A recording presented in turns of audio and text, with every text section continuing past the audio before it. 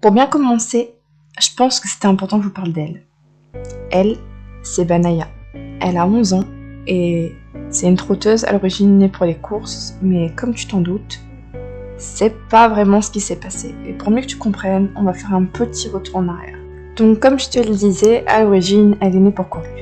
Mais ce qui s'est passé, c'est que Bana, elle n'a jamais été présentée aux qualifications.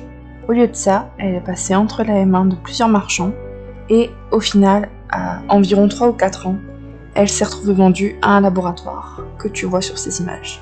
Avant que tu t'inquiètes, je te rassure, elle n'a pas vécu d'expérience étrange ou sordides, elle a simplement, entre guillemets, servi de donneuse pour faire des sérums anti-tétaniques et anti-venin. Et je te propose qu'on développe ce sujet dans une prochaine vidéo où je répondrai à toutes tes questions. Car, pour en venir au fait, j'ai acheté Bana le 10 novembre 2018 et c'est la date à laquelle elle est arrivée.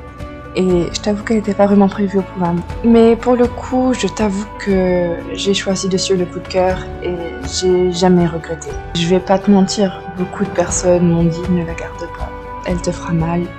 C'est vrai qu'elle était un peu particulière au départ et je pense qu'elle sera toujours un petit peu particulière parce qu'elle a cette sensibilité qui fait que c'est elle et ça le restera.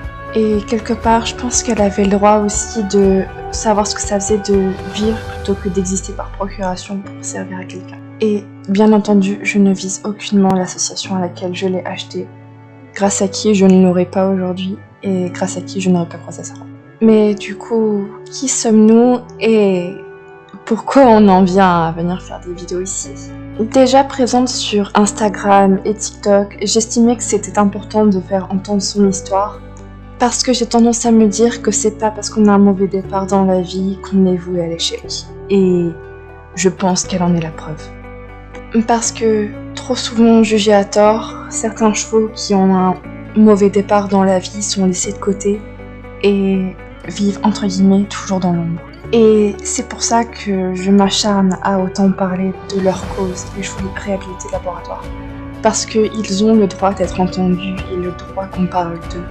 En plus de ceux qui en parlent déjà bien entendu, mais à juste titre, je pense qu'elle a été trop souvent oubliée et elle a le droit qu'on entende son histoire.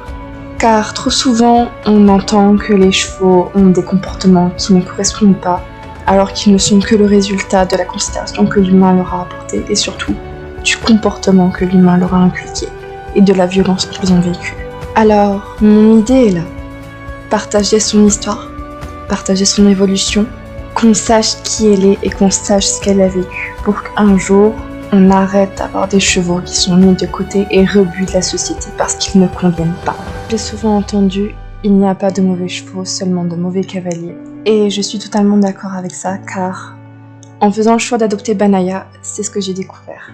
Il n'y a pas de mauvais cheval, seulement des mauvaises personnes. Et en leur donnant leur chance, on peut tout changer. Alors, si tu as le courage de rester jusqu'ici, bienvenue à toi et j'espère que tu aimeras suivre nos aventures.